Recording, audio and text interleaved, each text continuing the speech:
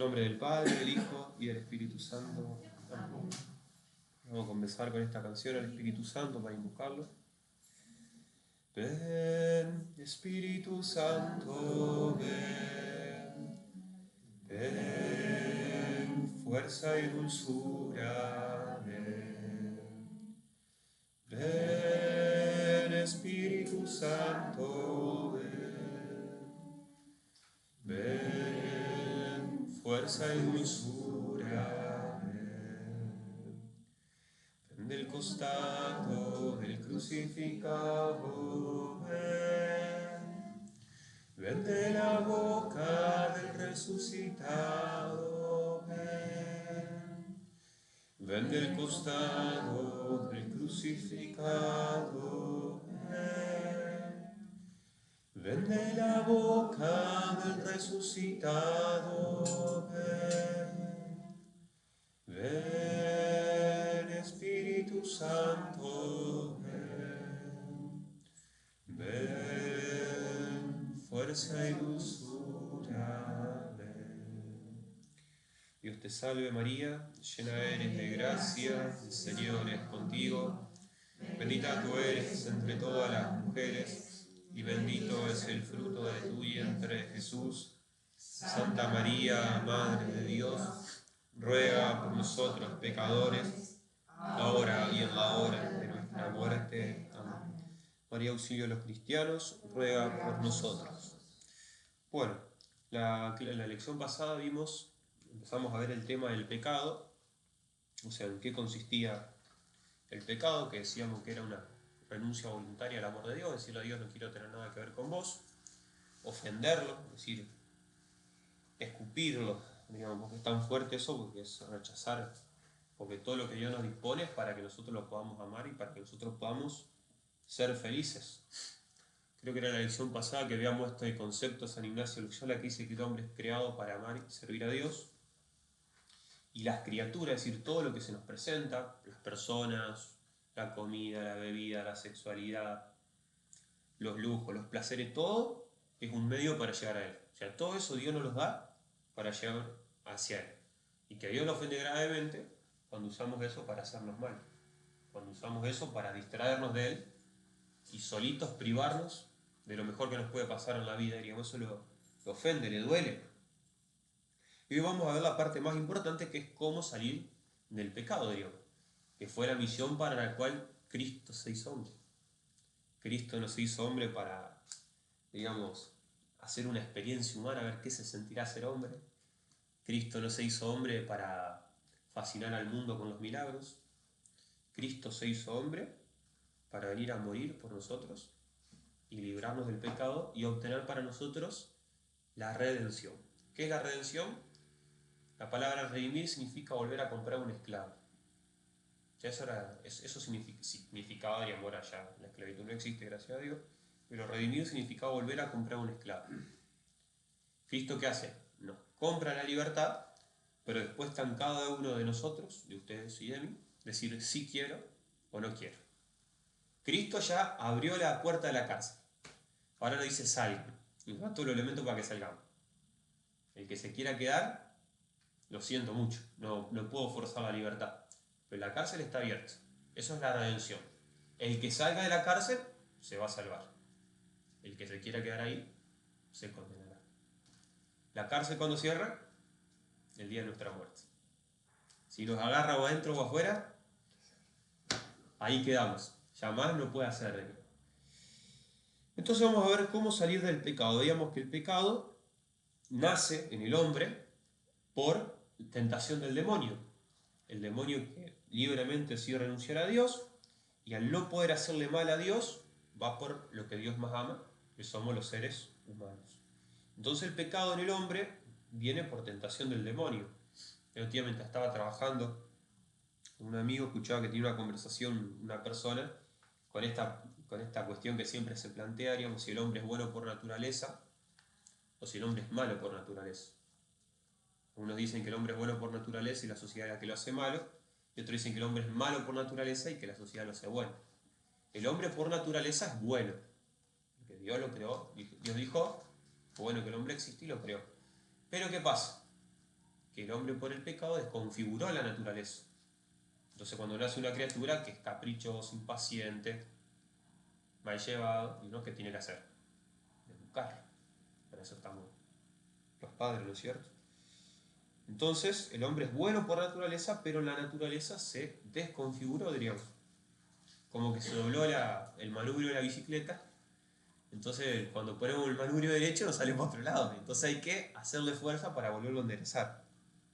Que la fuerza de esto lo hace Dios, la gracia que nos transforma.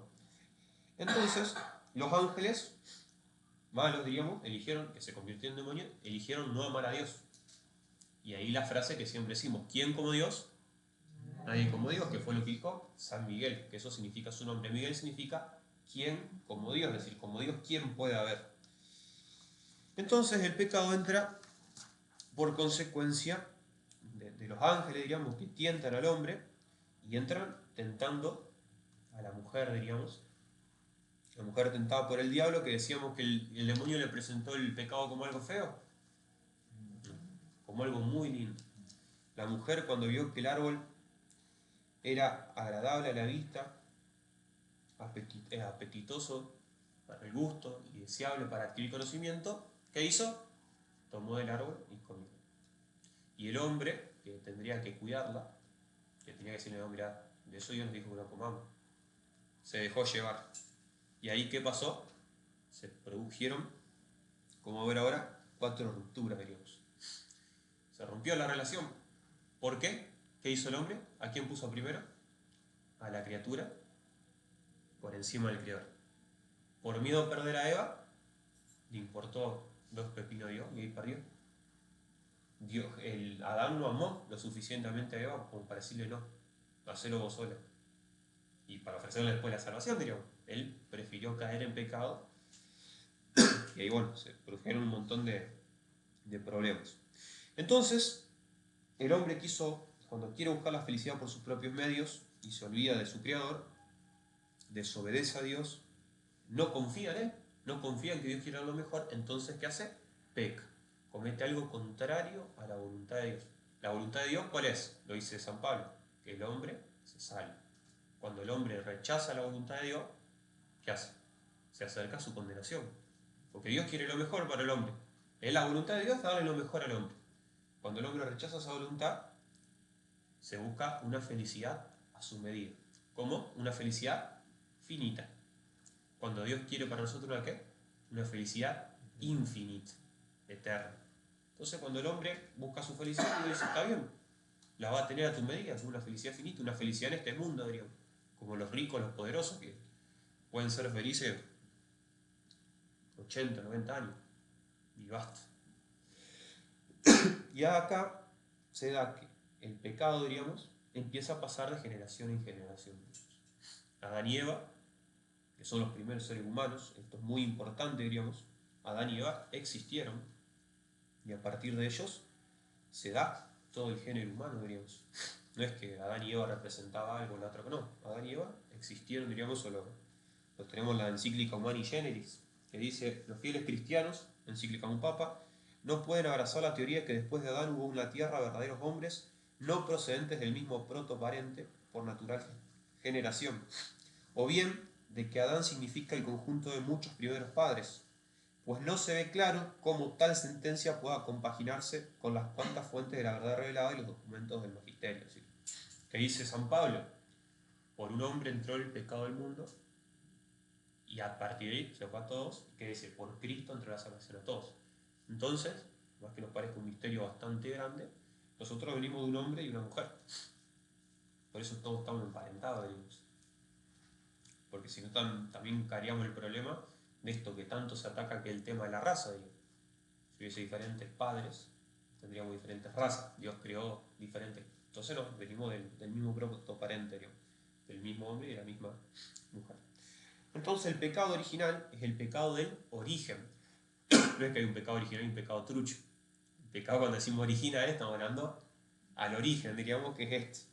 Que el pecado original no es un pecado cometido, sino un pecado adquirido. Cuando yo cometo un pecado, me separo de Dios. En cambio, con el pecado original, yo heredo esa separación de Dios. La criatura que nace con ausencia de Dios en el corazón. Es una criatura de Dios, pero no es un hijo de Dios. Porque para ser hijos hay que unirnos al Hijo. Cristo es verdaderamente Hijo de Dios. El resto somos criaturas hasta que el bautismo produce la unión con el Hijo, y ahí se da lo que dice San Pablo. Somos hijos de hijos. Somos hijos adoptivos por estar unidos a Jesús. En la medida que permanecemos unidos a Jesús, somos hijos. En la medida que nos separamos de Jesús, perdemos esa filiación, con esa característica de hijo, ¿cierto? Entonces, una herida, una ausencia de santidad, que esto es muy importante, que no lo adquirimos, sino que no lo cometemos, sino que lo contraemos. Y es esto, una inclinación desordenada a pecar. Una inclinación desordenada no hace la voluntad de Dios, a desconfiar, a tenerle miedo, diríamos. Y como decíamos, tuvo 4 rupturas, produce 4 rupturas, 4 consecuencias muy grandes el pecado original. En primer lugar, rompe la relación con Dios. Esto que ya vimos varias veces. Una vez sintieron los pasos de Yahvé, se ocultaron de su vista porque sintieron miedo. Acá vemos, ¿se acuerdan que decíamos? Que el pecado oscurece el conocimiento que tenemos de Dios. Pero ¿cómo si este ser que me amaba, que me había creado, que se paseaba por el jardín, que dialogaba conmigo, porque cometí un error, le tengo miedo ya? Eso es lo que genera el pecado. Se olvidó el hombre que Dios lo amaba y se escondió porque tuvo miedo de Dios. Entonces ya el pecado desfigura, primero rompe la relación con Dios, porque dice, el día que lo hagan, morirán, romperán la relación conmigo, rompe la relación con Dios y genera una mala imagen de Dios que siempre tenemos. El ejemplo más claro es esto, cuando decimos que se haga la voluntad de Dios, nos da miedo decirla porque ¿qué pensamos? Que va a ser lo peor para nosotros. En cambio, cuando la voluntad de Dios siempre es lo mejor, aunque no lo entendamos. Es como tratar de explicarle la raíz cuadrada a una hormiga. La raíz cuadrada es súper lógica, digamos, pues, pobre bichito, ¿no? Tiene el cerebro del tamaño mío, digamos. Chiquitito el cerebro. Después se rompe la relación, entonces entiendo esto, que se rompe la relación con Dios primero.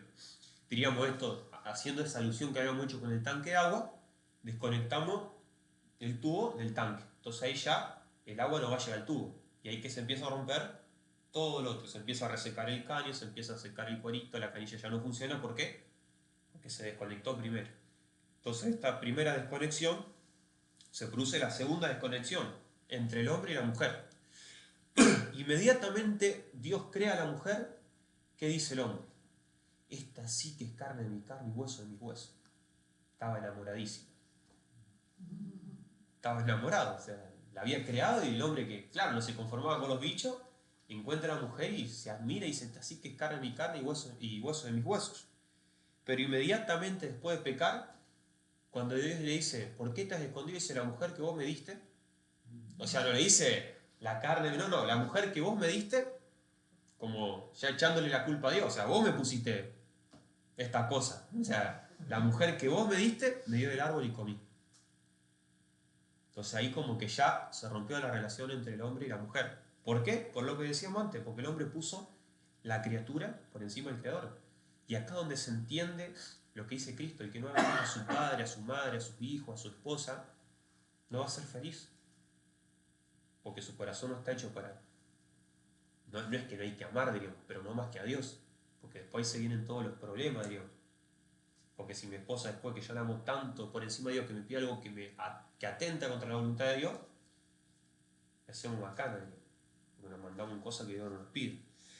Entonces se pierde la relación con el prójimo, diríamos. La relación entre el hombre y la mujer está vista, diríamos, en todos los seres humanos, la relación entre unos con otros. Después la relación con la naturaleza. El hombre tenía poder para dominar, dice, a las bestias y a las fieras del campo. El hombre mandaba, diríamos, sobre la tierra. Y también vemos lo mismo, que la mujer inmediatamente dice la serpiente.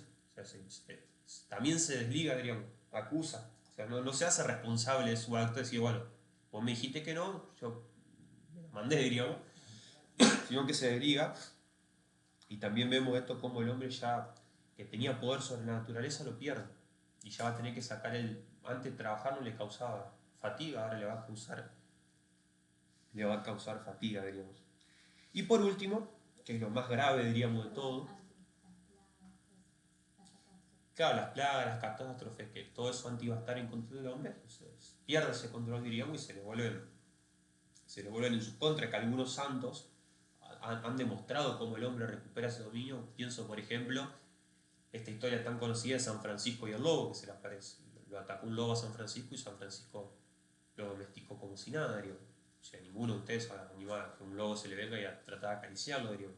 Eso se produce gracias a la gracia del hombre que tiene dominio sobre la naturaleza. También otro ejemplo de San Antonio, cuando en un pueblo no lo querían escuchar y fue agarró y les dijo, ustedes no quieren escuchar el Evangelio, bueno, para que vean lo mal que hacen, fue y le predicó a los peces, y los peces empezaron a saltar todo, como para demostrar al pueblo el gran error que estaban haciendo en no querer escuchar el Evangelio. Y por último, lo que decimos que es la más grave, porque nos lleva a todos los pecados, que el hombre pierde el dominio sobre sí mismo, que es lo que dice San Pablo. No hago el bien que quiero hacer y termino haciendo el mal que no quiero. O sea, yo no te quería contestar de esta forma. La verdad que yo no quería hacer esto, pero lo hice. Digamos, que es lo que siempre hago en la confesión, diríamos. ¿Por qué vamos a la confesión? Y porque no tuvimos dominio sobre nosotros. Sabíamos que hacer eso estaba mal, como lo vamos a ver ahora, pero lo hicimos igual. Entonces no nos dominamos, diríamos. La verdad que no quería insultarte, no quería decir esa palabra de más, pero te la dije. La verdad que no quería hablar mal de estas personas, pero terminé hablando.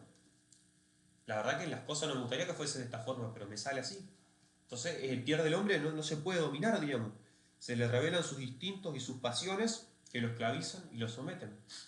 La verdad que no me puedo controlar con el alcohol, no me puedo controlar con el cigarrillo, no me puedo controlar con la droga, no me puedo controlar con la televisión, no me puedo controlar con el teléfono. ¿Por qué?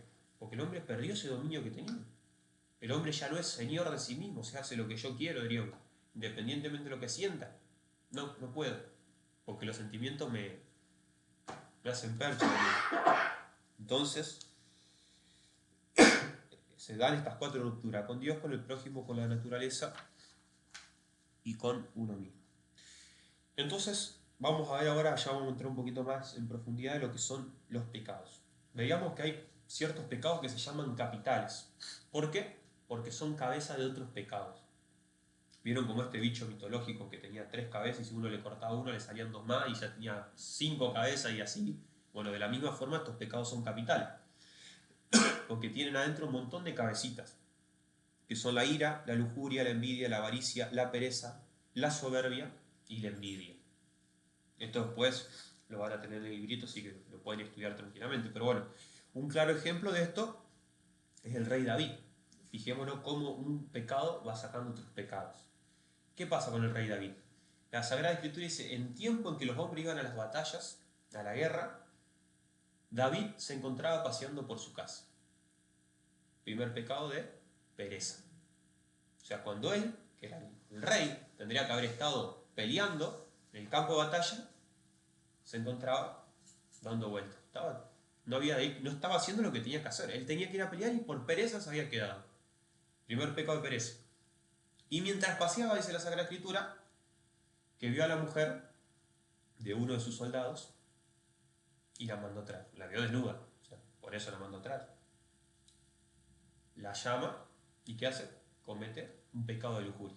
Fíjense, la pereza lo llevó a la lujuria. Cuestión que la mujer queda embarazada. Entonces, ¿qué hace? Llama a su soldado, lo hace salir del campo de batalla, al esposo, diríamos, de esta mujer, lo hace salir del campo de batalla y le dice, tomátelo tranquilo al tiempo, diríamos, y acostate con tu mujer. ¿Qué quería hacer? Hacer pasar porque él era el que iba a ser el padre. Este soldado era tan fiel que no bajó a la casa. El rey David incluso lo emborracha. Fíjense cómo se van dando más pecados, o sea, la mentira, como el más pecado, diríamos. Cuestión que no se acuesta con su mujer. Bueno, entonces, ¿qué hace David? Escribe una carta y se la da al soldado y le dice, llévasela al, digamos, el jefe. ¿Y qué decía en la carta? Cuando esté la batalla bien puesta, mándenlo al frente y ustedes todos huyan, cosa que lo maten. Termina en asesinato. O sea, hace matar a su amigo para justificar su pecado. Entonces fíjense cómo el pecado va engendrando más pecados. La pereza engendró la lujuria, y la lujuria engendró la mentira, y la mentira que terminó engendrando el asesinato. Y así son todos los pecados, diríamos. Cuando uno se quiere, o sea, por la avaricia, ¿cuántos pecados hay por avaricia? La avaricia que lleva al robo, capaz que el robo lleva a la mentira capaz que despedir a una persona injusta. O sea, fíjense, los pecados siempre van engendrando más pecados. Entonces esos son los pecados capitales, porque son pecados de un montón de otros pecados. Después tenemos los pecados veniales y los pecados mortales. Esto depende de la gravedad del pecado. ¿Qué dice San Juan? El que ve a su hermano cometer un pecado que no lleva a la muerte, que ore y le dará la vida. Me refiero a los que cometen pecados que no conducen a la muerte, porque hay un pecado que lleva a la muerte. Por este no les pido que oren. Aunque toda maldad es pecado, no todo pecado lleva a la muerte. Sabemos que el que ha nacido de Dios no peca, sino que el Hijo de Dios lo protege y al maligno no le puede hacer nada. Sí, todo pecado, toda cosa que yo haga mal es pecado, pero no todo pecado me lleva a la muerte. ¿A qué muerte? A la condenación eterna, diríamos. Y acá donde la Iglesia hace la distinción entre pecado mortal, que produce la muerte del alma, corta la relación con Cristo y me pongo al infierno, y el pecado venial, un pecado que no es tan grave, diríamos, que ofende a Dios, pero que no corta mi relación con Él, diríamos. Y como si yo mañana le soy infiel a mí, y probablemente eso corte la relación con ella. En cambio, si mañana Mili me insulta, bueno, charlaremos y capaz que se pase, diríamos. Pero si todos los días Mili me insulta, es probablemente que se produzca tarde o temprano una ruptura, digamos. Lo mismo con Dios, digamos. Hay pecados que cortan la relación con Él y pecados que la debilitan, pero que no la cortan. Entonces, el pecado mortal, ¿qué es? Este es el más peligroso, digamos. Es la transgresión voluntaria de la ley de Dios en materia grave. Es ofender a Dios en una materia grave. ¿Qué quiere decir materia grave? Que está precisada por los 10 mandamientos. O sea, vemos los 10 mandamientos, si yo cometo algún pecado en contra de eso es materia grave. Por ejemplo, no robar, no mentir, no cometer actos impuros, santificar la fiesta, honrar padre y madre, amar a Dios sobre todas las cosas. Si yo rompo uno de esos mandamientos, si yo atento, si yo ofendo a Dios, es materia grave. Pero falta otras cosas, digo. Tiene 3 características el pecado mortal. Que sea materia grave y que sea con pleno conocimiento y pleno consentimiento. ¿Qué quiere decir esto? Primero, que sea materia grave. Segundo, que yo sepa que eso es algo grave. Y tercero, que yo verdaderamente quiera hacer eso. Por ejemplo, matar a un inocente es pecado grave, ¿no es cierto? Si yo sé que matar es un pecado grave, que se nos impone por la propia naturaleza, ya tengo 2. Pero ¿qué pasa, por ejemplo, si a mí me dicen, matalo a Juanma o mato a tu esposa? El consentimiento mío va a estar muy jugado. ¿Hasta qué punto soy libre de esa actitud? Voy a estar muy condicionado, diríamos. Entonces, eso podría ser algo que disminuya el pleno consentimiento, por ejemplo. O, por ejemplo, hay otros pecados que no me acuerdo bien el nombre, pero, por ejemplo, cuando una persona... O por ejemplo, tomo una pastilla, diríamos, tomé una pastilla sin querer, que me debilitó mis capacidades, y, no sé, le rompí una botella en la cabeza a Mili, diríamos. Yo sabía que eso estaba mal, pero no tenía consentimiento, diríamos. Entonces son cuestiones que pueden hacer que el pecado no sea grave. Pero, si es materia grave, si yo tengo pleno consentimiento, o sea, sé que eso que estoy haciendo está mal y que ofende a Dios, y tengo pleno consentimiento, entonces eso constituye un pecado mortal. ¿Y qué quiere decir mortal? Que rompe mi relación con Dios. O sea, lo expulsa del alma. Hace perder la gracia santificante, diríamos. O sea, el alma, que al estar unida es tan hermosa, al separarse de Dios, adquiere una fealdad infernal. Es más fea que el demonio. Es fuertísimo eso. Pero un alma en pecado mortal es más fea que el demonio. ¿Por qué? Porque el demonio no es hijo de Dios. una criatura. En cambio el hombre, o sea, el cura decía, si pudiesen ver un alma en pecado mortal, se morirían del espanto, digamos. Porque es tan bella el alma unida a Dios, que cuando eso se pudre, pasa a ser horrible, digamos. Incluso más fea que el demonio. Un sacerdote en una vez en un ejercicio nos dijo, ¿qué habrá visto Cristo en el Getsemaní que le causó temblor? Dice, porque Cristo había visto al demonio en las tentaciones del desierto, y no tembló, no sudó sangre. Entonces, ¿qué fue lo que habrá visto que lo hizo temblar y sudar sangre? O sea, esto es fuertísimo, y sabemos que en ese momento vio cuántas almas lo iban a rechazar, diríamos. ¿Por qué? Porque expulsa al alma de la Santísima Trinidad. Expulsamos a Dios. El que me ama guardará mis mandamientos, dice Jesús, y yo y mi Padre iremos y habitaremos en él. Con el pecado le decimos fuera. Lo echamos de mi casa, lo echamos de nuestro corazón. También, ¿qué pasa? Nos priva de todos los méritos sobrenaturales. Es decir, cada vez que nosotros hacemos algo bien, Dios dispuso a darnos una recompensa por cada acto bueno que hagamos en gracia. ¿Qué dice San Juan? Si yo hablara todas las lenguas de los ángeles, si no tengo amor, de nada me vale. Si yo entregara mis bienes a los pobres, si no tengo amor, de nada me vale. Si yo entregaría mi cuerpo a las llamas, si no tengo amor, de nada me vale. Y acá no está diciendo el amor sentimental, acá está diciendo la caridad. Si yo no estoy unido a Cristo, esto no tiene ningún mérito. Es una acción buena, diríamos, que me pueda ayudar a recomponer mi relación con Dios, pero no tiene ninguna recompensa eterna, diríamos. Porque cuando lo hacemos unido a Cristo, el mérito viene porque es Cristo el que lo hace. En cambio, cuando estamos separados de Cristo, somos finitos nosotros, no tenemos una gran dignidad, digamos. Es Cristo lo que hace que sea sobrenatural eso, que sea de gran mérito. Pero cuando estamos separados de Cristo, es una obra finita. Y finalmente, que es lo más terrible es que deja suspendida el alma sobre el abismo del infierno, digamos. Es como que nos agarran con una grúa, ¿viste? Una soguita, y se nos cuelga. Ahí del infierno, digamos. Si se corta nuestra vida y caemos en ese momento, perdimos a Dios para siempre. ¿Por qué? Porque es un rechazo a la voluntad de Dios, un rechazo al amor de Dios. Es decir a Dios, no quiero tener nada que ver con vos. Eso es el pecado. Por eso, para decir eso, no tiene que ser algo grave, saber que eso está mal y con pleno consentimiento, digamos. Y decirle a Dios, no quiero tener nada que ver con vos. Entonces mucha gente se pregunta, ¿por un solo pecado mortal me puedo condenar? Y si el pecado mortal es eso, Dios no te va a obligar a salvarte. Dios hizo todo lo posible, está haciendo, te da los sacramentos, te da la iglesia, te da la oración, murió en la cruz desangrado para convencerte de que lo que Él quiere para vos es lo mejor. Y si vos le decís no quiero tener nada que ver con vos, ¿qué más puede hacer? Entonces eso es el pecado, decirle a Dios no quiero tener nada que ver con vos. No me importa salvarme, no me importa tu amor.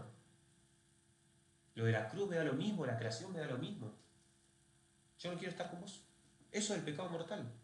Y por eso uno se puede condenar por eso. ¿Por qué rechazar a Dios? Para siempre. Por eso el catecismo de la Iglesia Católica dice, si uno no es rescatado por el arrepentimiento y el perdón de Dios, causa la exclusión del reino de Dios y la muerte eterna del infierno. Si uno no se arrepiente de esa actitud, y no solamente me confieso y ya está, no, porque la confesión así no hace efecto, diríamos. Yo tengo que estar arrepentido, la verdad que no quiero más esto, yo sí quiero estar con vos. Eso ya puede ser posible de salvación, diríamos. Y mientras el pecado venial es, si no se observa en materia grave, o sea, si no se observa la ley de Dios, la voluntad de Dios, en materia leve, o cuando se desobedece en materia grave, pero sin pleno conocimiento o sin entero consentimiento, digamos. Y yo la verdad que no sabía que esto estaba mal. La verdad que a mí nunca me dijeron que ir a misa los domingos, si no iba a misa los domingos, ofendía a Dios, porque no le daba el culto que es debido. No sabía, no hay pleno conocimiento, digamos. ¿Cómo iba a saber que lo ofendía algo que no sabía que lo ofendía, diríamos? Y como que yo agarro y le preparo una pizza una pizza de ananá a mí y me dice, mirá, la pizza de ananá no me gusta. Yo, me hubiese dicho antes, la verdad que no sabía, diríamos, te pido disculpas, pero no sabía que no te gustaba. ahí ya te encargo otra pizza, digamos, pero es cuando uno no tiene pleno conocimiento o cuando no observa la ley en cuestiones más leves, diríamos. Por ejemplo, no es lo mismo robar 10 pesos o 100 pesos a una pobre viejita, diríamos, que cuenta con 1000 pesos, diríamos. 100 pesos es mucho, diríamos, que robarle 200 pesos a un tipo que cobra 500 millones de dólares, diríamos. Hay un pecado leve, diríamos. Sí, igual es muy confuso. Capaz, por ejemplo, no es lo mismo. Claro. Capaz que a menos de todas las cosas, no rezar todos los días o rezar sin atención, eso es un pecado de materia leve. En cambio, faltar a misa domingo ya sí es materia grave, sobre un mismo mandamiento. Claro, amar a Dios, por ejemplo, también esto, distraerme voluntariamente en la misa, o sea, mientras padre está en la consagración y puedo jugar los jueguitos con el teléfono, sería algo más leve que el pecado mortal de faltar a misa. Y los efectos del pecado mortal es que se llama venial porque venia significa de perdón, es decir, que es más, Dios lo perdona, digamos, con un acto de arrepentimiento. De hecho, la misa misma borra los pecados veniales. Uno tiene obligación de confesar los pecados mortales, los veniales se recomienda confesarlo, pero digamos, no haría falta. Ya cuando el padre en la misa se hace la absolución general, se perdonan, y también en la comunión, diríamos. Es decir, se perdonan con un acto de amor o un acto de arrepentimiento, diríamos. Y entonces basta que se muestre un sincero arrepentimiento. Entonces, tanto en relación con Dios, no se corta la relación, pero sí se lo ultraja, diríamos. El pecado mortal, el pecado venial, digamos, una imagen muy fuerte es que no se mata a Cristo, pero se lo flagela. O sea, no se lo mata, es cierto, no se expulsa a Dios del alma, pero se lo lastima igual. Y también le pone trabas a la posesión de Dios, diríamos. Y esto puede darse por fragilidad, es decir, lo cometí por sorpresa, diríamos, o por poca advertencia o deliberación. La verdad que no sabía que iba a estar así el ambiente, que me iba a dar de tomar tanto, y bueno, terminé pecando por fragilidad, o deliberado, es decir, ver hasta dónde llego, hasta dónde es pecado, Padre, hasta dónde no, diríamos. Entonces, tratar de hacer lo posible para que no sea mortal, diríamos, pero pecar con conciencia, diríamos. Es decir, si la misa arranca a las menos 5, y bueno, Padre, ¿qué pasa si yo llego a las 5? ¿Viste? Esa gente que siempre está buscando, digamos, como que eso sea eso, el cumplimiento. Mucha gente habla, cuando ponemos la ley en esos términos, diríamos, como a partir de donde la misa es pecado y no es pecado, diríamos, entonces empezamos a jugar con todas esas categorías, que hasta acá es pecado y hasta acá no, y qué pasa si hago esto y no lo otro, entonces cuando se empieza a rebuscar mucho eso, diríamos. Cuando es deliberado, constituye un obstáculo serio para el progreso del alma y tiene desastrosos efectos en la vida interior, porque en primer lugar empaña la belleza divina del alma, es decir, no expulsa a Dios, pero le empieza a tirar barro, empieza a privarlo de su acción, diríamos. Entonces el alma, que podría radiar de belleza, ya como que se va opacando, diríamos. No es lo mismo el vidrio que esté totalmente limpio a que empieza a tener unos puntitos de suciedad, diríamos. Todos esos puntitos puede hacer que en un momento el vidrio ya no se vea más nada. Disminuye el fervor en la caridad y su influencia santificante en nuestras obras. Y ya lo que hacíamos antes con amor, capaz que yo venía y rezaba el rosario con un montón de devoción, por culpa del pecado venial, me voy apagando cada vez más. Entonces el pecado y el rosario ya no me produce gusto, ya no tengo tantas ganas de rezarlo, ya no lo rezo con atención. ¿Por qué? Porque el pecado me está enfriando el corazón, de a poquito, de a poquito. Priva el alma de muchas gracias actuales. Esto es muy importante. Cuando yo soy fiel a una gracia, Dios me da otra, y así de manera progresiva, diríamos. Es decir, yo capaz que fui fiel en rezar bien el rosario, y Dios por eso me concedió otra gracia. Y yo, por haber sido fiel a esa gracia, Dios me concedió una más grande, que es lo que dice Jesús. El que es fiel en lo poco será fiel en lo mucho. Y así, por haber sido fiel, llega un montón de gracias que no hubiese tenido si no hubiese sido fiel a esa primera gracia de Dios. Capaz que como yo fui fiel a rezar 3 Ave María cada noche, después Dios me dio la gracia de rezar un denario. Como fui fiel a rezar el denario, Dios me dio la gracia de rezar 2. Y capaz que gracias a esa fidelidad, después de un tiempo llegar a rezar el rosario completo. Y gracias a que recé el rosario completo, mi vecino se convirtió. Y gracias a que mi vecino se convirtió, mi vecino le hizo el bien y perdonó a un amigo. Y gracias a que ese amigo se sintió perdonado, otro terminó siendo sacerdote. Entonces todas esas gracias Si yo no hubiese rezado las 3 Ave María de noche, ni este se hubiese convertido, ni se hubiese perdonado con aquel, ni se hubiesen dado muchas cosas. Entonces, cuando uno es infiel a esas gracias, así como van para arriba, también van para abajo. Por no haber rezado las 3 Ave María, fíjense lo que yo perdí. Que este se convirtiera, que este perdonara al otro, que haya un sacerdote menos, diríamos. O sea, son gracias que se van perdiendo. Como le dijo, creo algo así, una historia al Padre Pío, diríamos, que una mujer se había confesado que había matado a su criatura en el vientre, que había abortado. Y el Padre Pío le dice, andá y mira el agua, diríamos. Cuando él va al agua, mira, y hay una persona de blanco. Y va y le dice al Padre Pío, y dice, sí, ese hubiese sido el Papa. Fuertísimo, una revelación que está ahí por ahí en las cartas del Padre Pío, diríamos. Y fíjense lo fuerte, diríamos. ¿Por qué? Porque no fue fiel. Ya vamos a tocar el tema de la apertura a la vida y todos esos temas, diríamos, pero la iglesia, saben, como ya hablamos, tiene doctores de la iglesia. Y hay una doctora de la iglesia que fue Santa Catalina de Siena. ¿Saben qué número de hija era Santa Catalina de Siena? La número 23. 26. ¿Qué número De hijo. Era hija número 26. hija. Y uno dice, mirá, si esos padres hubiesen, diríamos, sido egoístas, diríamos, no, que es mucho, qué sé yo, que esto, que lo otro, no tendría una doctora en la iglesia.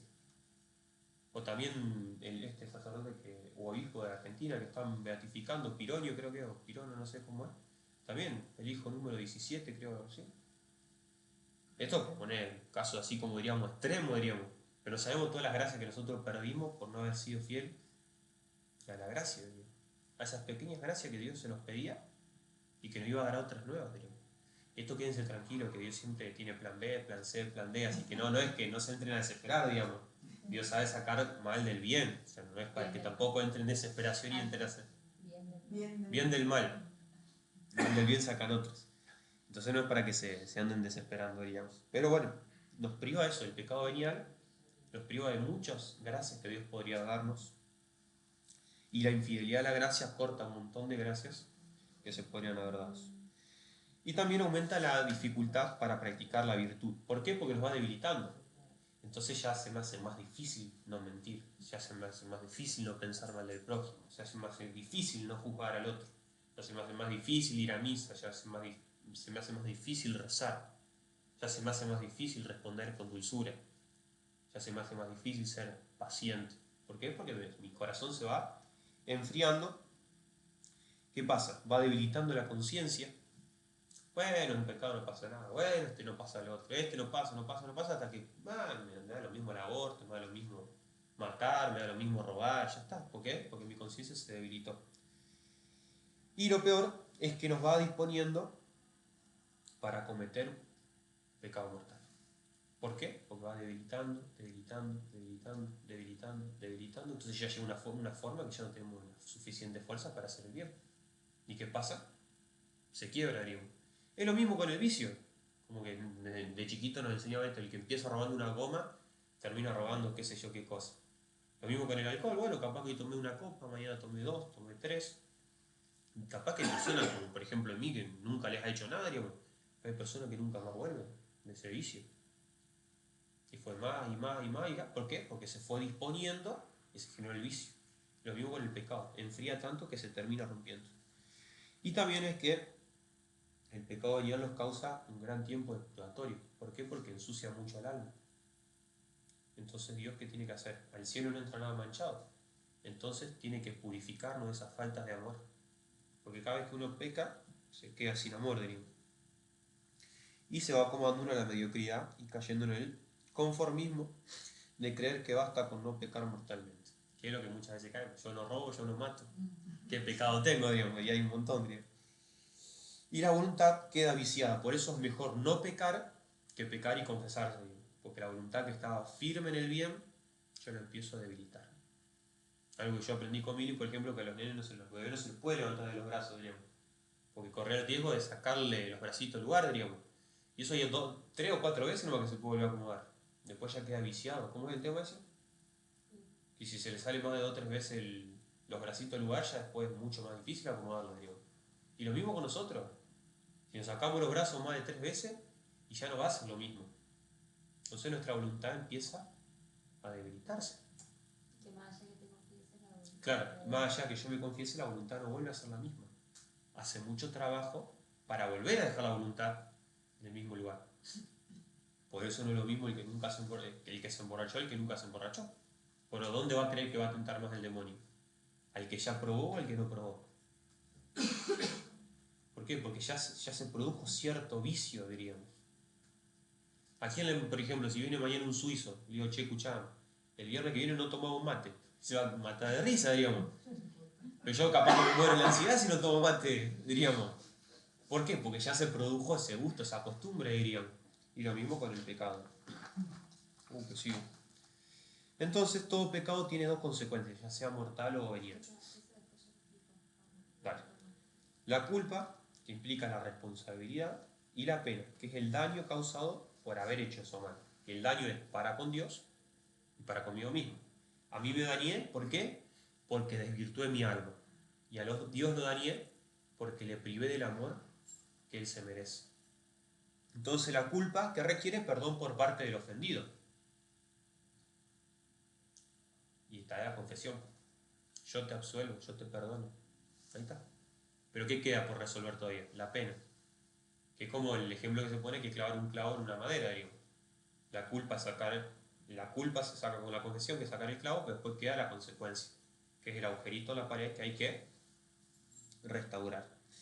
Entonces no basta confesarse, sino que reparar el pecado, por esto que decíamos, porque la voluntad queda débil. La voluntad no queda perfecta en el amor, que es como Dios quiere que lleguemos al cielo. Por eso pasa el proceso de purificación en el purgatorio, para purificar el alma y dejarla bien bella como Dios siempre soñó que fuera. Entonces, ¿cómo salir del pecado? Pidan y se les dará. O sea, el pedir la gracia de poder salir del pecado. Y no hacer muchas elucubraciones mentales, porque capaz que uno dice, ¿y cómo voy a salir de este pecado? Y para los hombres es posible, para los hombres es imposible, pero para Dios no, dice Jesucristo. Entonces no sabemos. Si hay que matar a alguien, Dios lo matará. Sí. La Sagrada Escritura dice, Dios por vos entregará a hombres. Entonces Dios, si uno le pide, de alguna forma el pecado lo va a sacar. Aunque parezca humanamente imposible salir de cierto pecado, Dios es capaz. Entonces, con todos los elementos que ya le vamos a ir dando para salir del pecado, pero ante todo la oración, pedir la gracia y obviamente de arrepentirse en primer lugar, porque sin arrepentimiento hay puente que se vayan a confesar. Porque si uno no está arrepentido de las confesiones, diríamos, está casi un sacrilegio. Uno tiene que estar arrepentido, verdaderamente no quise hacer esto, aunque no llore, aunque no me duela. Pero bueno, estar arrepentido si yo la verdad que no quiero hacer más esto y voy y pido la gracia. Así me tenga que confesar a los 10, 15 días o a los 3 días, pero ya pedir la gracia.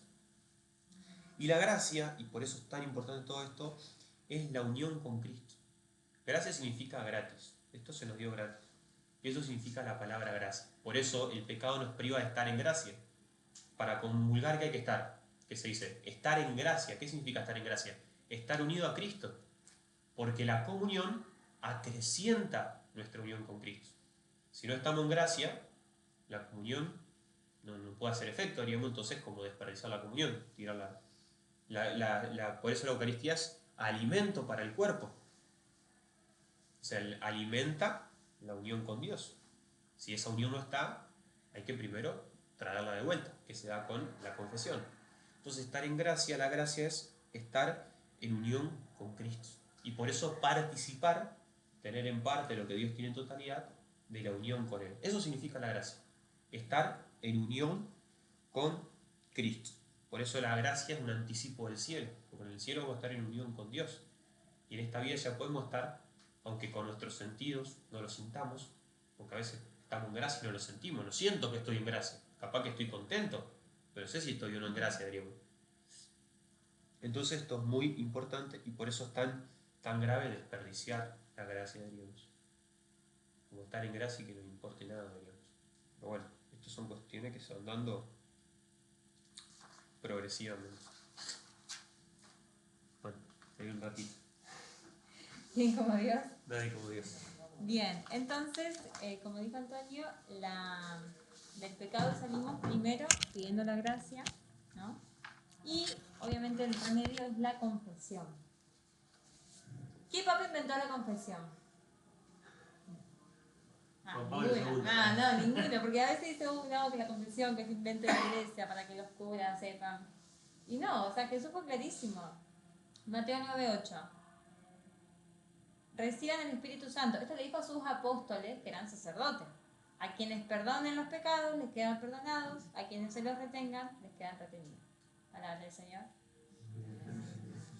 Más claro echarle agua, pero ponerle que dudamos. Ay, no, bueno, eso no significó eso. O sea, saben que nosotros decimos el sacramento de la confesión, o de la penitencia, o de la reconciliación.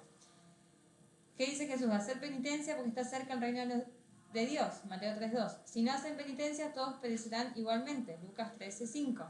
No vine a llamar a los justos, sino a los pecadores a la penitencia. Lucas 5:62. No, Jesús es muy claro. O sea, Jesús inventó la confesión. No fue un invento de la iglesia, de los sacerdotes, de los curas. Aparte, imagínense, o sea, ¿cuánto se rearían los sacerdotes? ¿Saben qué feo estar escuchándome? Siempre voy y le digo lo mismo, o sea, ¿cuántas horas sentado escuchando a la gente que te dice los pecados? A ningún sacerdote le gusta eso. ¿Saben todos los problemas que se ahorrarían? Entonces, esto es hasta un poco absurdo pensar que la iglesia lo inventó porque no gana nada, o sea, pierde todo en realidad, simplemente lo hace por mandato de Cristo. Entonces, la penitencia es un sacramento en el cual el pecador se muestra arrepentido y el sacerdote, que en ese momento actúa in persona Christi, o sea, en ese momento no es un sacerdote, sino que es Cristo, en persona del sacerdote, me da la absolución. Entonces, ¿por qué Dios hace de la penitencia, de la reconciliación un sacramento? Primero, muy importante, para darnos la certeza de que fuimos perdonados. Porque si no, sería como muy raro saber si ahora fui perdonado o no. En cambio, yo, mentí, fui, me confesé, ya está. O sea, ya no existe más ese pecado. No es como, Dios cuando perdona, no es como cuando yo lo perdono, que es como, bueno, está bien. No, Dios ya está, Dios se perdonó, se olvidó. O sea, obviamente, nuestra alma queda, después, claro, lo voy a explicar bien, los efectos de ese mal que hicimos, pero Dios ya está, o sea, Dios se olvidó completamente de ese pecado. Entonces yo voy y me confieso una vez y listo, no es necesario que me vuelva a confesar. Hay personas que sufren los escrúpulos. Los escrúpulos es, por más que yo me confesé, pienso que me tengo que seguir confesando, que Dios todavía no me lo perdona. Eso no está bien, obviamente que hay personas, después vamos a ver, cuando veamos bien el tema de los temperamentos y demás, qué tipo de persona tiende más a eso. Pero bueno, lo bueno de esto, que esto sea exactamente, es decir, bueno, yo ya me confesé, ya está, no existe más para Dios. No importa que yo sufra escrúpulos y que yo todavía me sienta culpable y que yo todavía piense que Dios no me perdona. Yo ya pedí perdón, ya está, ¿cierto?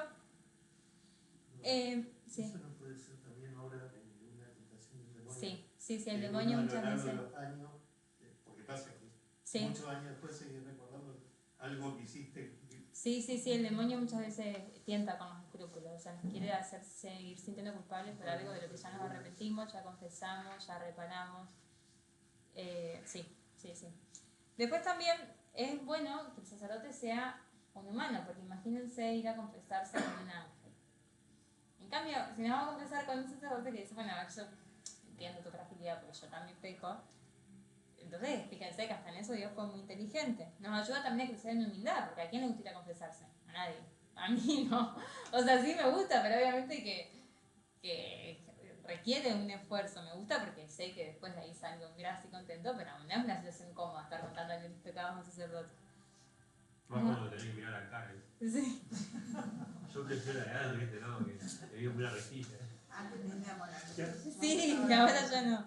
Y fíjense que en la confesión pasa algo muy lindo, que es que pasa un milagro más grande que si resucitara un muerto. ¿Se acuerdan la parábola esta? No la parábola, la cita esta que entra el paralítico, que lo quería entrar, la casa estaba llena, los amigos lo bajan del techo, y Jesús le dijo, tus pecados te son perdonados. Entonces la gente dice, ¿quién es este que se cree que tiene el poder para perdonar los pecados? Entonces dice, ¿qué creen que es más importante? Más fácil. Decir, tus pecados te son perdonados, levántate y camina. Tus pecados son perdonados, pero para que ustedes me crean que yo soy Dios, le dijo, levántate y camina, y se fue caminando. ¿Qué nos quiso decir Jesús? Es un milagro más grande resucitar el alma sería que el cuerpo, ¿no es cierto? que ese alma en la que Dios se fue, vuelva, porque el Espíritu Santo que recibimos en el bautismo, con el pecado mortal se va, pero con la confesión vuelve. Entonces, y también esto de preguntarnos, bueno, ¿por qué me tengo que ir a confesar con un sacerdote? Viendo que cuando nos mandamos una macana, después tenemos que, o sea, pedirle perdón a la persona como a la persona le gusta que le pidamos perdón. Entonces, si nosotros nos mandamos una macana con Dios, tenemos que pedirle perdón como a él le gusta. ¿Y cómo nos dijo el que pidamos perdón? Con la confesión. Entonces, no podemos buscar esa forma porque nosotros somos, él es el ofendido, entonces tenemos que hacer lo que él nos pide. Entonces, bueno, para hacer una buena confesión hay ciertos pasos. Lo primero es hacer un examen de conciencia, con tiempo, ¿sí?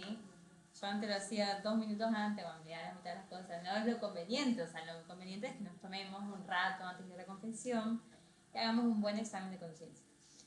Siempre es bueno buscar uno bueno, ¿no? Con preguntas. A mí me pasaba, no es obligatorio llevarlo por escrito, a mí me pasaba que yo antes siempre salía y decía, ay, me olvidé decirlo esto y lo otro. Entonces, ahora lo que me sirve, un recurso que me sirve es anotarlo, que se puede llevar anotado y leerlo.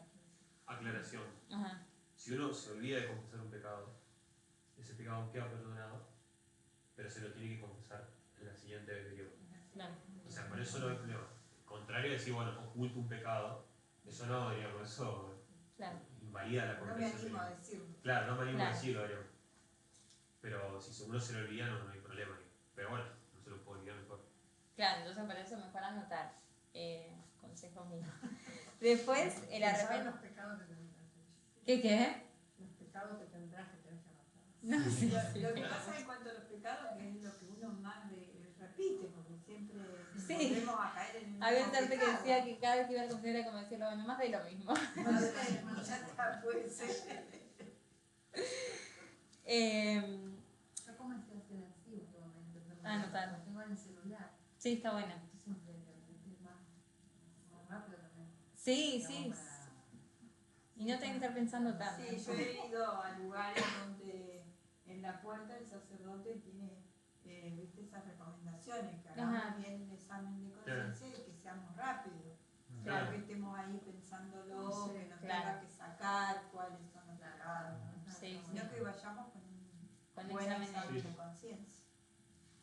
Bien, entonces examen de conciencia. Lo segundo, arrepentimiento. Ya dijo Antonio, o sea, yo tengo que arrepentirme de lo que hice. Y de ahí viene lo que es la contrición de corazón, que es lo tercero. Es ese dolor de haber pecado. A veces vamos a sentir un dolor sensible, a veces no. Lo importante es querer dolernos por los pecados. Después lo cuarto es propósito de enmienda. Por ejemplo, si yo me confieso de que mentí, pero ya estoy pensando, le mentí a mi esposo, pero ya estoy pensando que es mentira decirlo a la noche, entonces ahí yo me estoy enmendando ese día. Entonces el propósito de enmienda es, o sea, tratar de salir de la situación. Si yo no puedo salir todavía de esa situación, entonces yo no me lo puedo confesar a ese pecado. Perdón, es por ejemplo cuando nosotros éramos chicos que nos confesábamos y nos decían, nos terminábamos de confesar y nos cuidaban nuestro padre, no digas mala palabra, porque no desobedezca porque ya te confesaste. Caer vamos a volver a caer. El tema es cuando, por ejemplo... Deliberadamente vos ya sabés que vas a caer. Claro. Por ejemplo, bueno, yo le mentí a Mili. Me voy a confesar que le mentí a Mili y me voy a esforzar en no mentirle de vuelta. Pero si yo digo, bueno, le mentí a Mili, quiero comulgar, pero le voy a volver a mentir. Me confieso solo para comulgar, digamos, como que me limpio la zapatilla, digamos, porque están sucias y ya está. Eso me varía la confesión porque yo deliberadamente no quiero enmendarme, no quiero cambiar de vida. No vas a cambiar. Claro, Claro, yo- no quiero cambiar. Claro. Ese es el problema, no querer. No querés. Sí, o no lo puedes hacer en ese Claro. Claro. Yo, por ejemplo, si yo estuviese en pareja con Antonio y no estamos casados y vivimos juntos, yo no me puedo confesar eso. O sea, de hecho, no me puedo confesar porque estoy en una situación de pecado hasta que yo no solucione esa situación. Eso sería el propósito de enmienda, sería. Entonces yo, para confesarme eso, tengo que, por ejemplo, tomar la decisión de casarme o de vivir en castidad hasta que nos casemos. Eso sería como el tema del propósito de enmienda. En un, o sea, a gran escala, obviamente. El propósito de enmienda es querer no volver a hacerlo. Obviamente, probablemente lo volvamos a hacer, pero querer no volver a hacerlo. Y después la confesión de boca, o sea, decirlo en voz alta. ¿Y cómo tiene que ser la confesión? Tiene que ser primero íntegra, es decir, especificar los pecados mortales su número y sus circunstancias agravantes. Sencilla, es decir, sin excusa. Ay, bueno, es que yo le mentí a Antonio, pero él me había dicho que... Entonces, no, ya sencillo, o sea, y lo que hice yo, no lo que hizo el otro. Sí, es. Clara, es decir, poniendo lo cierto como cierto y lo dudoso como dudoso. Esto no sé si, pero bueno, por lo menos lo confieso. Discreta, es decir, no, sin entrar en detalle. Esto sobre todo con los pecados contra la pureza, al sacerdote no le hace bien escuchar demasiados detalles, ¿sí? Entonces, bueno, discreta. Y bueno, se da la confesión, ¿no es cierto? Después, cuando el Padre dice, yo te absolvo en el nombre del Padre, del Hijo y del Espíritu Santo, los pecados dejan de existir para siempre. ¿Qué es lo que pasa? Lo que dijo Antonio. Nosotros sacamos los clavitos, o sea, Dios nos ama, nos perdona, nos recibe, pero en mi alma quedaron las consecuencias de haber pecado. ¿Por qué? Porque mi voluntad se vició y porque, aunque Dios ya nos haya perdonado, nosotros tenemos que como reparar, purificar ese daño que quedó en nuestro corazón y ese daño también que le hicimos a Dios. Y por eso es que el sacerdote nos da una penitencia. No nos da una penitencia de castigo. No, la penitencia significa que es para reparar ese daño que quedó en nuestro alma. No, para eso, no es que nos castiga, nos da una penitencia. Penitencia significa para reparar. Entonces, el sacerdote nos da una penitencia. ¿Qué es lo que pasa? Muchas veces esta penitencia no alcanza para satisfacer ese daño que queda en nuestra alma. Y lo que nosotros no reparamos acá en la tierra, lo tenemos que reparar después en el purgatorio. Y si bien, o sea, obviamente el purgatorio está bueno porque significa que ya nos vamos al cielo, tampoco está bueno conformarnos con el purgatorio, porque el purgatorio es doloroso, es una purificación. Entonces, siempre que podamos, es mejor que nosotros reparemos eso acá, en la tierra. ¿Cómo se repara eso? Con todo acto de amor a Dios y toda buena obra en estado de gracia. Es decir, con todo... Acoto algo. Que el alma, digamos, se purifica con amor, digamos. Por eso todas las penitencias que hablamos de los sacerdotes son en el fondo actos de amor, digamos. Rezar es un acto de amor, hacer una obra de caridad es un acto de amor, digamos. ¿Cómo purificamos nuestra alma? Amando, digamos. Porque el pecado, ¿qué es? Haber atentado contra el amor, digamos. Entonces la única forma de repararlo es amando más, digamos. Entonces, a la medida que más amo, más puedo purificar mi corazón, digamos. Bien, entonces, una de las formas es eso, con todas obras de amor, con oración, buenas obras, pero también existe lo que son las indulgencias. ¿Alguien escuchó hablar de indulgencias? Y, claro, perfecto. Bueno, indulgencia es lo siguiente. Dios le da a la Iglesia, que es la administradora, la virtud de poder atar y desatar, que es el poder que Dios le dio a Pedro, ¿no es cierto?, que era el Papa. Entonces, ¿qué es lo que hace la Iglesia? La Iglesia puede definir que ciertas cosas, ciertos actos, sean para nosotros indulgencia total o parcial. Total, que significa que se borra toda la pena de toda nuestra vida. O de un alma del purgatorio, por ejemplo. Nosotros con indulgencia total, como hacemos con un alma del purgatorio, podemos sacar un alma directamente que se hace al cielo. O parcial es que se borra parte de esa pena. Yo les voy a explicar rapidito, les vamos a mandar después para que ustedes puedan leer porque estamos ya medio cortos de tiempo. Pero bueno, para que sea una indulgencia plenaria, es decir, para que se me borre a mí toda la pena de todos mis pecados, o sea, si yo me muero esta noche, gano una indulgencia plenaria, me voy directo al cielo, o sacar el alma del purgatorio, se requiere confesión, o sea, primero estar en gracia para ganarlo, obviamente, pero a la vez una confesión dentro de los 7 días antes o después, o sea, en ese rango. Entonces, confesión, comulgar ese día, rezar por las intenciones del Papa, tener o sea, no tener más afecto al pecado. Entonces, esas 4, confesión, comunión, rezar por el Papa, no tener más afecto al pecado, y una de todas las obras que se premian con indulgencia, que son muchas. Por ejemplo, adoración eucarística mediante media hora. Si yo un día hice adoración, me confesé dentro de los 7 días, fui a misa, recé por el Papa, y tengo el deseo de no volver a pecar, no tener más afecto por el pecado, ya está. Me gané la indulgencia para mí o ponerme al purgatorio. Rezar el Via Crucis, rezar el rosario en una iglesia o en familia, leer la Biblia durante media hora, rezar un Padre Nuestro y un Credo en una basílica, recibir la bendición de Urbi et Orbi que da el Papa, realizar ejercicios espirituales de aunque sea 3 días, asistir a una misa de primera comunión. Pensé que son todas obras buenas, digamos, que es como que la iglesia, por el poder que le dio Cristo, le pone nitro, digamos. Claro. Entonces lo que a mí me aprovecharía muy poquito, de golpe esa buena obra, enriquecida por la autoridad de la iglesia, me da un montón, digamos. Es como que el billete que vale 2 pesos, la iglesia lo hace valer 1000 en el cielo. Claro. Después, el 1 de enero, rezar el Veni Creator, Espíritu. El Jueves Santo, cantar el Tantum Ergo o recitarlo. Viernes Santo, asistir a los oficios. Sábado Santo, renovar las promesas bautismales en la vigilia pascual. Domingo, la Divina Misericordia. En Pentecostés, rezando el Veni Creator en la iglesia. En Corpus Christi, participando en la procesión. El 2 de agosto, rezando Padre Nuestro y Credo en la catedral o parroquia. 31 de diciembre, recitando el Te Deum, dando gracias a Dios por los beneficios recibidos en el año. Y bueno, y después también ciertas congregaciones y demás también tienen indulgencias plenarias en el día, por ejemplo, de su santo patrono o demás. Y este año, que es el año del Júbilo de la Esperanza, también hay muchas obras que se premian con indulgencia plenaria, que son, por ejemplo, uno, hacer peregrinaciones o a Roma o a Tierra Santa. Después, visitar lugares piadosos y en esos lugares hacer adoración eucarística o rezar el Padre Nuestro o recitar el Credo o invocar a María Madre de Dios. Acá en Santa Fe, donde se puede ganar indulgencia es en la Parroquia Inmaculada Concepción en Santo Tomé, en el Sagrado Corazón de Jesús en Sauce Viejo, en el Sagrado Corazón de Jesús en Laguna Paima, en Nuestra Señora del Carmen, que queda en Rincón, en San Jerónimo en Coronda, en la Capilla San Roque que queda en San Justo y en la Capilla de Nuestra Señora de Fátima que queda en el Trébol. Ay, pero me faltan otras. Y después de Santa Fe Capital, bueno, también hay algunos lugares, después los vamos a mandar. Entonces, por ejemplo, si yo hago las 4 obras que hay que hacer siempre para ganar una indulgencia total, más visitar alguno de estos lugares, este año podemos ganar una indulgencia plenaria.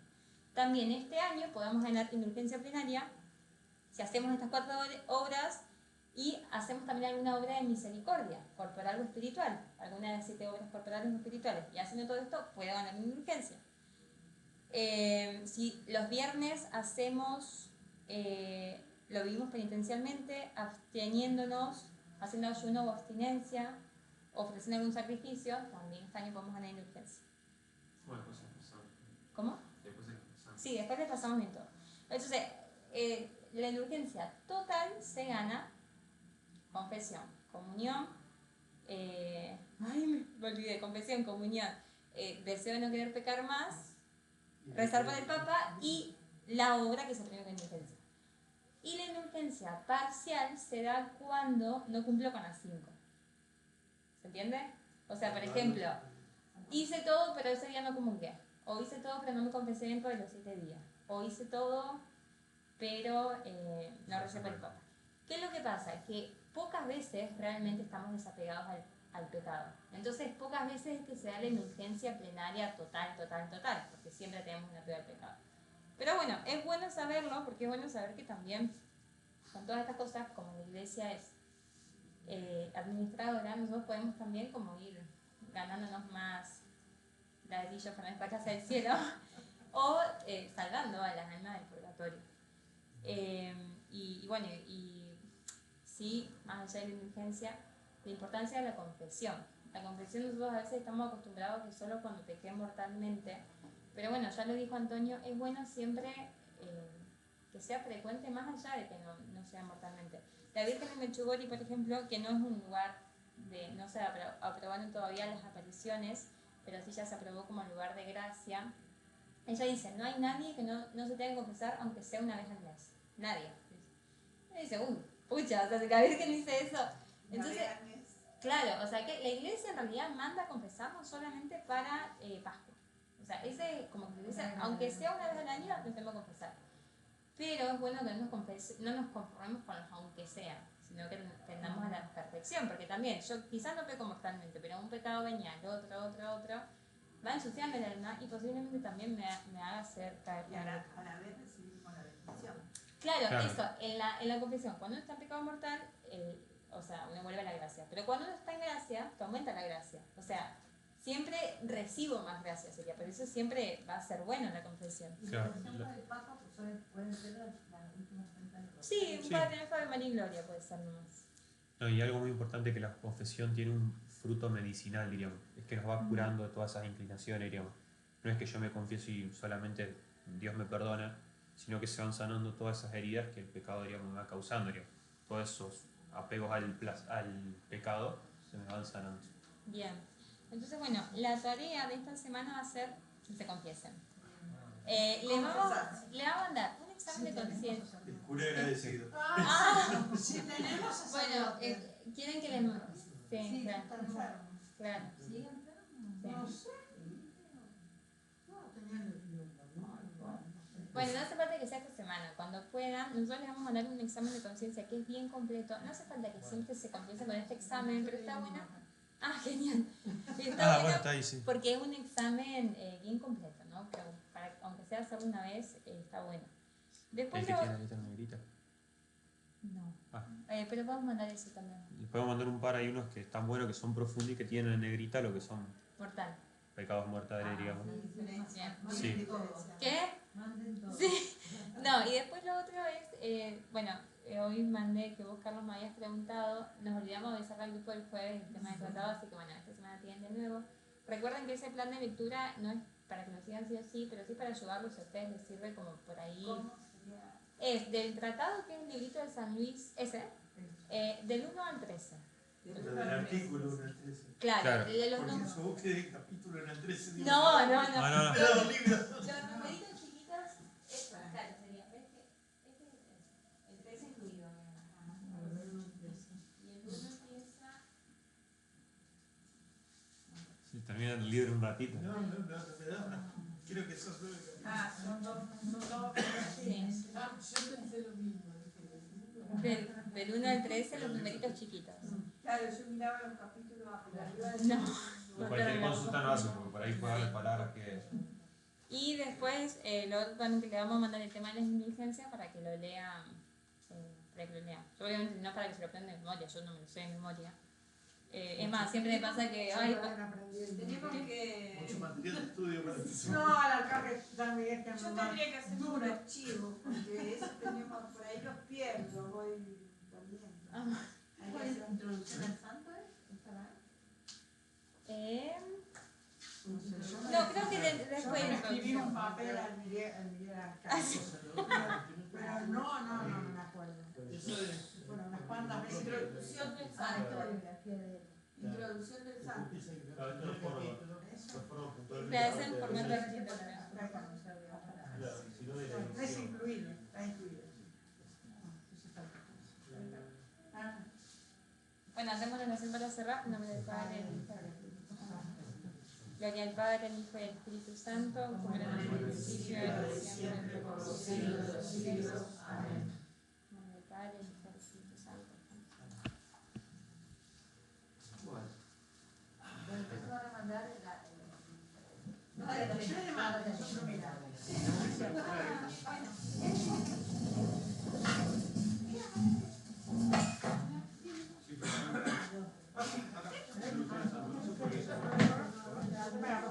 Bueno, buenas noches.